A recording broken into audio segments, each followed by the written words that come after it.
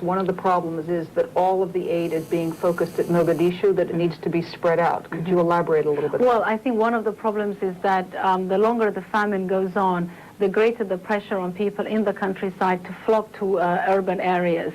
And I think the plan of the ICRC, the International Committee of the Red Cross, to try to create as many entries throughout the country using airplanes, using the ports, using the roads, with a view to feeding people in their communities, thereby taking the pressure off Mogadishu and other areas, is very important. But the other reason it's important is this famine is largely man-made. People who used to grow the food and the herders who used to bring in the money to the country have been displaced from their communities. What we have to do is bring in the food, and I agree with Mr. Kundra that it isn't just a question of, dumping the food and then walking away. You have to work it out carefully so it reaches the people who need it. But what we have to do is give people the confidence that the food will come while they need it, get in seeds, get in agricultural tools, make people stay in their communities so they can plant for the next season. Thank you.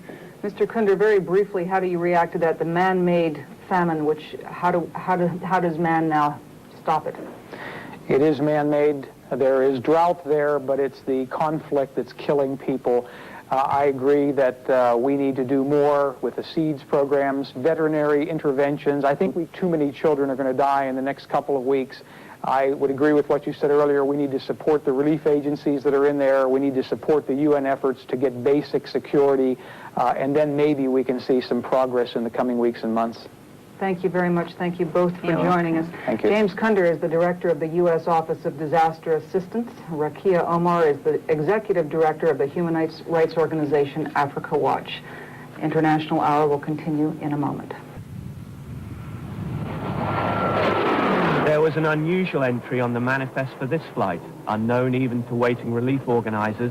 The passengers included the American ambassador to Kenya and Brigadier General Frank Labuti, the officer commanding the huge U.S. airlift.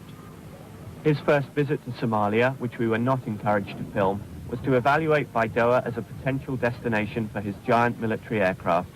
His reconnaissance mission lasted less than an hour. We took a brief ride into the town and looked at two of the soup kitchens. There is a tremendous urgency, and it goes without saying. No one could doubt the urgency or the enormity of the crisis the Americans are now addressing. But aid workers point out that security and distribution pose formidable problems. Getting the food here is only a beginning. The United States has yet to announce any plans to provide an armed guard for its food against the constant threat of looting. Relief officials told us privately they feared that their own hard-pressed workers would be left to handle the food once it was dropped. If we can work out the details from a safety standpoint, from a security standpoint, then it is my intention, following the proper coordination with officials, to begin to move food supplies to Somalia. What will become of the tons of food after the transporters take off again remains uncertain. Steve Smith, ITN, Baidoa, Somalia.